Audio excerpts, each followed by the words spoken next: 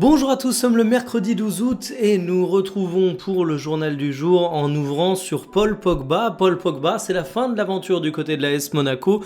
Dieu sait qu'on en aura fait des news dans le journal, Dieu sait qu'on aura eu de bonnes blagues, de mauvaises blagues, des espoirs déçus. C'est la fin d'un feuilleton et il aura sûrement que trop duré, il faut le dire honnêtement. On parlera ensuite de la belle performance de l'Olympique Lyonnais. Me voilà rassuré, j'avais été extrêmement sévère, à raison, je ne change rien à mon propos lors du match aller. Je serai extrêmement élogieux pour ce match retour où Lyon a montré de quoi ils étaient capables. On parlera de la piste Zubimendi du côté du Real Madrid et attendez-vous à la tech la plus unpopulaire du monde. Je vous préviens, ça risque d'en choquer plus d'un. On évoquera les évolutions de l'arbitrage vidéo et enfin on clôturera le journal avec la surprenante reconversion de Serge Aurier. Vous l'avez forcément vu passer et ce que je vais tirer sur l'ambulance, je suis un peu plus subtil que ça, vous allez le voir. Installez-vous confortablement et bienvenue pour le journal du jour. Le drame Pogba, il est exceptionnel et il est résumé en une matinée. Temps 1, nous avons eu la vidéo où il danse que vous êtes en train de regarder. Temps 2, on apprend qu'il s'est à nouveau blessé. Et temps 3, on apprend que Monaco s'en sépare. Bravo au jeu de mots de l'équipe au passage, mais tout ça s'est déroulé en seulement une matinée. Il faut se rendre compte d'à quel point c'est un exploit. Le dossier Pogba, en fait, du début à la fin, il aura été tragico-comique. D'un côté, il est tragique parce que je pense qu'on avait tous envie de revoir Paul Pogba à son meilleur niveau. Et de l'autre, il était comique parce qu'il faut quand même dire que c'est une dinguerie à quel point il y a eu 1001 rechutes en fait Paul Pogba. Maintenant on peut faire le bilan. Depuis son arrivée la saison dernière à l'AS Monaco, il a disputé 6 matchs pour 115 minutes, des rechutes à gogo, c'est même pas un match et demi en termes de temps de jeu. Je sais pas si on se rend compte à quel point c'est ridicule. La dure réalité l'a rattrapé. La dure réalité c'est qu'à 33 ans, quand t'as passé 2 ans sans jouer et qu'auparavant t'étais déjà du genre à beaucoup de blessés, c'est extrêmement compliqué de revenir au niveau. T'as beau avoir un club extrêmement patient, t'as beau avoir des installations, t'as beau avoir des coéquipiers avec qui t'entraîner, au bout d'un moment, tu transformes pas un homme de verre en Formule 1. Et Paul Pogba, c'était juste triste de le voir dans cet état, parce que j'avais beau en faire des blagues, c'était pour la fameuse formule « vaut mieux en rire qu'en pleurer », mais au bout d'un moment, j'avais juste de la peine pour Pogba, parce que ça commençait à devenir extrêmement gênant. À chaque fois que t'avais un mec qui commençait à s'enflammer à nouveau sur lui, on a quand même des mecs qui nous ont prétendu qu'il avait une chance pour la Coupe du Monde 2026. Et dans la seconde, t'avais une news qui annonçait une rechute musculaire ou je ne sais quelle blessure. Donc voilà, curieux de voir de quoi va être fait la suite de la carrière de Paul Pogba. Il a 33 ans, il est incapable d'enchaîner les entraînements sans se blesser et je ne parle même pas de match, donc franchement ça semble être une impasse. Il va falloir se raccrocher aux souvenirs qu'on avait de Pogba, notamment durant la Coupe du Monde 2018, parce qu'aujourd'hui j'ai l'impression qu'il nous reste que ça, des souvenirs. Terrible déshonneur pour les Lyonnais qui ne respectent pas la tradition française. Pourtant, ça avait bien débuté. Une défaite à Prague, humiliante, qui allait te faire louper la Coupe d'Europe. On était bien dans les habitudes françaises, mais là, qu'est-ce qu'ils nous ont fait? Un 3-0 au Groupama Stadium, un match maîtrisé. Ça fait honte à la Fédération française de Halouse. Ce n'est pas le respect des traditions françaises. Bon, j'arrête mes conneries. Vous l'avez compris, l'Olympique Lyonnais a signé un excellent match face au Sparta Prague. J'en suis extrêmement heureux.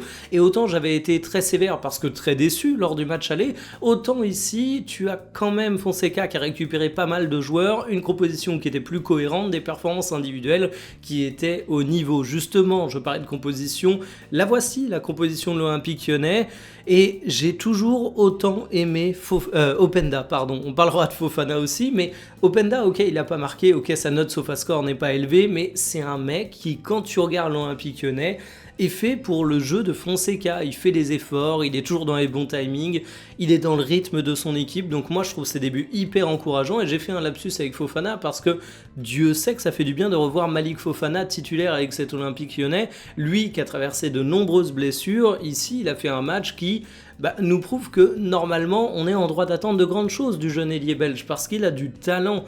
Alors les hommes de la rencontre, ça reste plutôt du côté du milieu de terrain avec Morton, avec Tolisso qui ont vraiment été bons, mais dans l'ensemble, cet Olympique Lyonnais a maîtrisé sa rencontre. Déjà, ils ont été en avantage numérique durant toute une partie du match, mais au-delà de ça, ils se sont procurés de vraies occasions, les circuits de passe semblaient bien définis, les joueurs semblaient à l'aise dans leur rôle, t'étais loin du bricolage que t'avais été obligé de faire au cours du match aller, et là, je suis curieux de voir ce vers quoi va se diriger l'Olympique Lyonnais.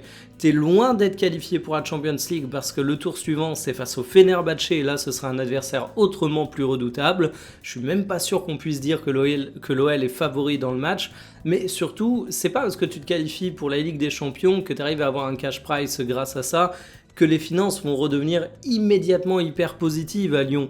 Va peut-être y avoir encore des départs au cours du mercato estival, il y aura peut-être d'autres arrivées également, donc cette équipe elle m'a séduite. Mais on verra ce à quoi elle ressemblera dans un mois, elle sera peut-être un poil différente. Unpopular opinion, si le Real Madrid chope Zubimendi, c'est presque, je dis bien presque mieux que Rodri. Alors attention, je suis pas en train de vous dire que Zubimendi est un meilleur joueur que Rodri, je suis pas complètement déglingué, j'ai une opinion qui est peut-être unpopular, mais qui est pas non plus basée sur du vent. Avant toute chose et avant de vous expliquer mon point de vue, l'information elle nous vient d'outre-Manche, c'est plus précisément le Guardian, donc source sérieuse, qui nous dit qu'avec Guimarães à Arsenal, Zubimendi pourrait avoir des envies d'ailleurs et on se retrouve dans le cas typique de la chaise musicale de fin de mercato qui déclenche de très nombreux mouvements. Alors pourquoi je dis ça concernant Rodri ? Rodri, c'est un joueur qui est loin d'être donné même si son contrat restant est court. Rodri, c'est un joueur qui a désormais atteint la trentaine et puis surtout Rodri, sur ces 2 dernières saisons, c'est quand même un joueur qui a enchaîné des blessures absolument monumentales. Donc évidemment, si Rodri est capable d'enchaîner les matchs sans se blesser à l'image de ce qu'il a fait durant la Coupe du Monde 2026, c'est une recrue absolument exceptionnelle, il n'a pas son pareil à son poste, il est unique dans son profil.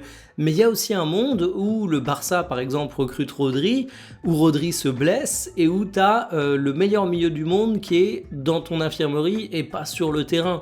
Donc partant de là, peut-être que Zubimendi qui est plus fiable physiquement, qui est plus jeune, tu te retrouveras à te dire dans 6 mois que c'est une affaire intéressante. Alors c'est pas étonnant de voir le Real Madrid s'intéresser à Zubimendi, avant qu'il aille à Arsenal on en parlait et pour cause, le joueur espagnol, il était sous les yeux du Real Madrid, c'est un pur produit de la Liga. Et je pense qu'il pourrait pas mal apporter, il est propre techniquement, il peut équilibrer son équipe, il est capable de se projeter, il est fort au duel. Alors évidemment il y a des axes de progression, je pense notamment que physiquement il va falloir qu'il développe un petit peu de coffre, mais il est annoncé comme apprécié par José Mourinho. Moi je pense que ça pourrait être une piste extrêmement intéressante. Mais j'aimerais bien le voir rester à Arsenal parce que si Zubimendi reste chez les Gunners, ils auront un milieu de terrain ultra complet avec 1001 solutions. Mais pour le Real, franchement, je verrais ça d'un très bon œil. Vous trouvez que c'est le bordel avec l'arbitrage vidéo ? Eh bien j'ai une bonne et une mauvaise nouvelle concernant la VAR. La bonne nouvelle, c'est qu'on a l'UEFA qui cadre mieux ça avec 150 situations claires. Encore faut-il qu'elles soient bien appliquées parce qu'on connaît le problème avec l'arbitrage vidéo.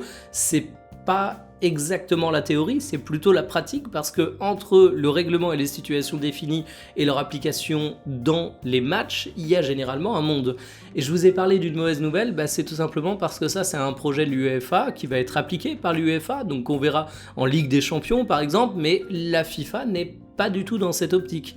Et du coup on va avoir une utilisation de la VAR qui sera radicalement différente dans les compétitions FIFA, par exemple la Coupe du Monde, et dans les compétitions UEFA, l'Euro ou la Ligue des Champions. Autant vous dire que les arbitres, qui ont déjà du mal à être constants dans leur arbitrage et leur utilisation de la VAR, on va leur balancer 150 situations, ils vont en retenir 4, et en plus ils devront arbitrer différemment suivant que la compétition est organisée par la FIFA ou l'UEFA.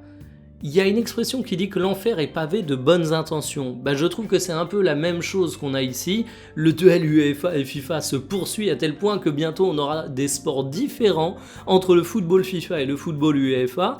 Mais je suis curieux de voir ce que ça va donner dans les faits parce que vraiment, je le redis, le problème de la VAR, c'est son application dans les faits.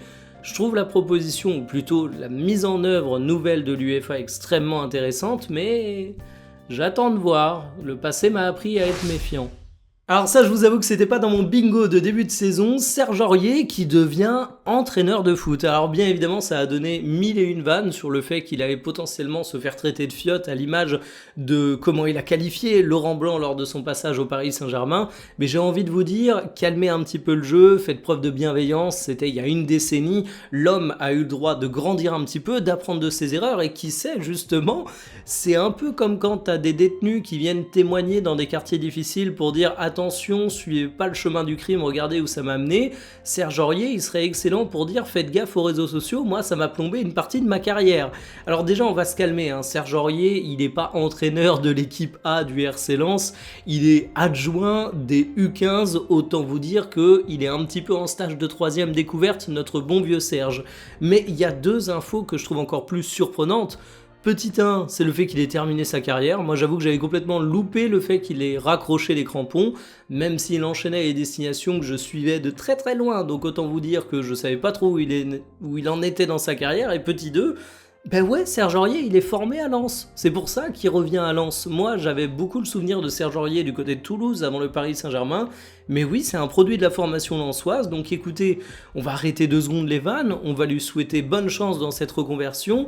J'espère qu'il a pris un petit peu les leçons de ses erreurs passées, qu'il pourra en témoigner auprès des jeunes. Parce que Serge Aurier, il peut quand même apporter en termes de football. C'est quand même un mec qui a eu une belle carrière, quoi qu'on en dise. Donc voilà, bon courage à Serge Aurier. Et peut-être bon courage aux U15 du RC Lens. Terminé pour le journal du jour, cet après-midi, je n'ai pas encore tranché la vidéo que j'allais aborder et je suis même pas sûr à 100% qu'il y aura une vidéo. Donc je vous donne probablement rendez-vous aux alentours de 17h. Je dirais qu'il y a 70% de chances qu'il y ait une vidéo si je suis pas à la bourre sur mes autres sujets. Donc voilà, on se donne rendez-vous cet après-midi, mais sinon demain midi, mais cet après-midi, je pense quand même. Allez, sur ce, salut.